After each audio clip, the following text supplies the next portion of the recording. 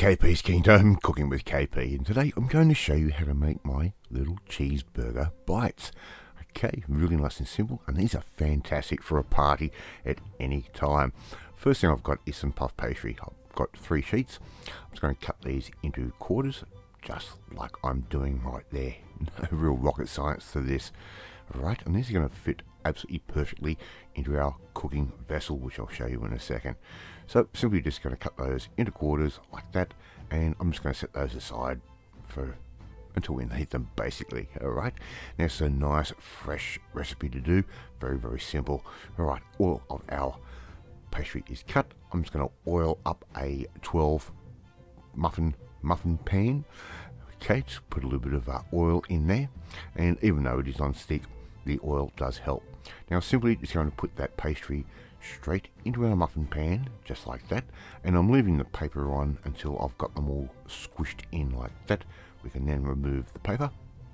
Right, we don't want to eat that, it doesn't taste good. I know I've said that before. So just keep going with the rest of your bits of pastry and put those into your muffin pan, and you could leave them floured out like that, but look, I decided to fold those back in and give them a good thick sidewall. 500 grams of beef mince and a good tablespoon, maybe 2 tablespoons worth of salt into that. Mix that all through really well. Get your hands in there and just get all of that seasoned meat happening. Okay, very nice and easy. This is quite a simple little recipe, and I actually got the idea from a frozen product that I found in my local supermarket. Right, small ice cream scoop. We're just going to scoop out a bit of that beef mince or ground beef, and all we have to do is roll those into little balls and plonk them straight into our pastry. Now my oven is sitting at 180 degrees Celsius. Alright, so we're getting ready to do these. So simply just keep filling up these little pastry cases that we've made. You could use a pre-purchased vol au vent case if you want to.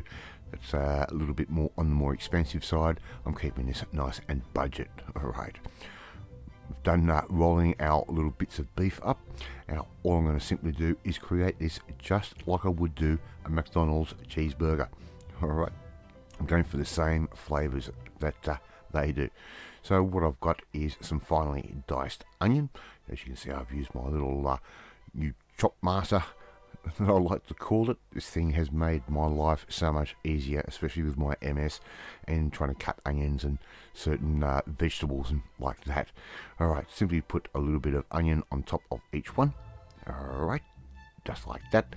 And here we've got some good cheddar cheese, and I'm going to give these a good nice high amount of cheese. I want these to be really cheesy.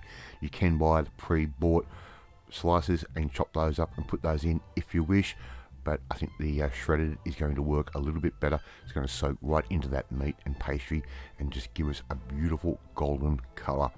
Alright, so dose those up just like we're doing right there. All done. Time for me to get these into the oven. Alright, so I'm going to put these in for about 20 to 25 minutes until they're golden brown, and we will end up with these beautiful little cheeseburger bites.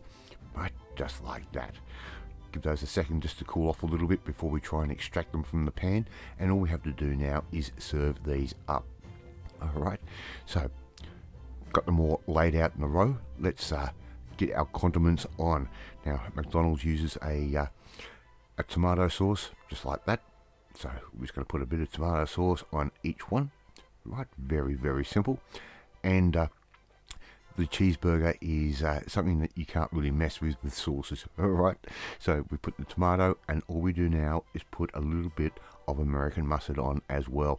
You can mix the two together if you wish, or have them on separate layers. I'm just doing this to give you a bit of an idea as to how much sauce I put on these. One last little thing is a little slice of pickle. Can go straight on. That's actually my dill pickles. I've just grabbed those and cut those into quarters. We don't want to overdo it with the pickle. We just want to keep it nice and simple, just like that. Right, I'd like to see you try and make these at home, especially if you've got a party coming up this summer. These are fantastic. Thank you so much for watching this video. Really do appreciate it. And if you like this video, hit that like button. It gives me confidence. Should make you feel warm and fuzzy too. Even if you don't like the video, hit that like button anyway, because I said so. Share this video with all your friends on all platforms of social media.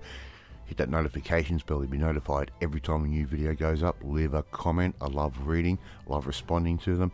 And if you leave a suggestion, there's a really good chance I will try and create that as well. Anyway, if you want to learn how to make great little bits of party food just like this one, you need to come and join the family, my family. Hit that subscribe button and you'll never miss another one of my videos again. I'm off to eat my cheeseburger bites and I will catch you next time. Bye!